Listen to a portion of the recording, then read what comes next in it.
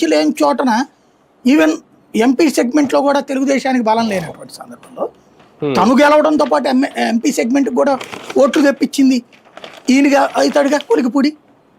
అట్లాంటి నేను కొలికిపూడి వాళ్ళని వచ్చాడని గెలిచాడని నేను అన్నాను. చంద్రబాబు గారి లెక్క, కూటమి లెక్క, తెలుగుదేశం బీజేపీ జనసేన బలం లెక్క. కానీ అదేదో చిన్ని చెప్తే గెలిపించారన్నట్టు రాయడం ఈనాడు ఆ లెక్కనైతే కొలికిపూడి వాళ్ళనే గెలిచారని చెప్పచ్చు కదా.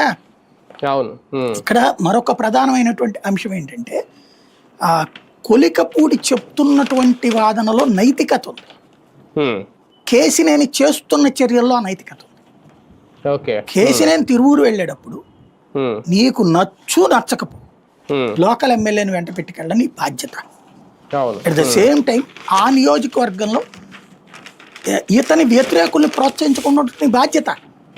ఇట్లా ఇట్లాంటి వాటిని కంట్రోల్ చేయకపోవడం వైఎస్ఆర్ కాంగ్రెస్ పార్టీ కోపముంచి వైఎస్ఆర్ కాంగ్రెస్ పార్టీలో అనేక మంది ఎమ్మెల్యేలు ఇలాంటి అహంకారం ప్రదర్శించారు. ఒక వర్గాన్ని దూరం పెడతా వచ్చారు, మీడియా సోషల్ మీడియా వాళ్ళని కూడా దూరం పెడతా వచ్చారు. వాళ్ళు ఫలితం అనుభవించారు. వాళ్ళు వర్గాలు అనేటటువంటిది ఎప్పుడు పార్టీలను నాశనం చేస్తాయి, ఇంకెక్కడికో వెళ్ళక్కర్లా. మొన్న వైఎస్ఆర్ కాంగ్రెస్ పార్టీ ఏడాది ముందే జగన్మోహన్ రెడ్డి చాలా మందిది అనౌన్స్ చేసేసాడు సీట్లు మార్చడం కదా. ఏడాది ముందే అనౌన్స్ చేసేసాడు. ఏడాది లోపు ఎందుకు సెట్ కాలేదు?